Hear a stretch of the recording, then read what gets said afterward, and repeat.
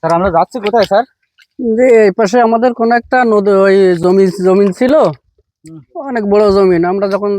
আমি যখন ফাইনল্যান্ডে গিয়েছিলাম তখন এই পাশে তো এরকম নদী ছিল না। যে আমাদের সেই 700 বিঘি জমির যে দাগ, সেটা মনে হচ্ছে এটা কি আগে নদী ছোট ছিল? ছোট আগে নদী ছোট ছিল, এখন ভেঙে নদী ভাঙে জায়গা জমি চলে গেছে সব বাইরে। তাই হবে। তো এটা তো আর ফেলেই রাখা যাবে না, যেহেতু দাদার জমি, এটা পুরাইতে হবে। পুরাইয়ে এখানে স্টেডিয়াম বানাইতে হবে। যা স্যার, স্টেডিয়াম। হ্যাঁ, এ বাংলা ভাষায় স্টেডিয়াম বলে। হ্যাঁ, আমাদের থাইল্যান্ডের ভাষায় ওটা স্টেডিয়াম বলে। আচ্ছা, একই সমস্যা। আচ্ছা, ওকে।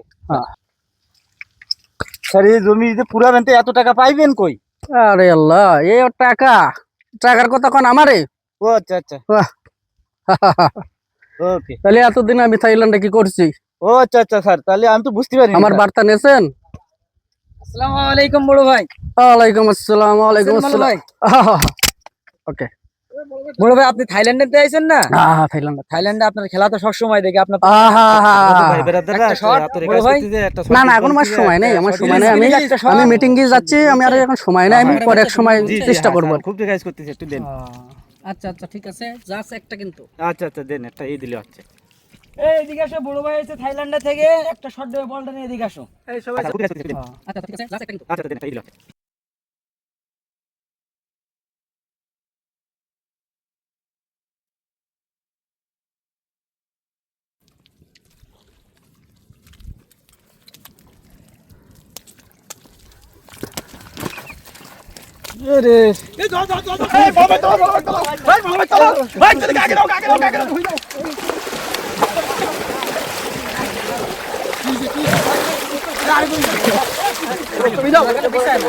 ঠিক আছে, পারবো।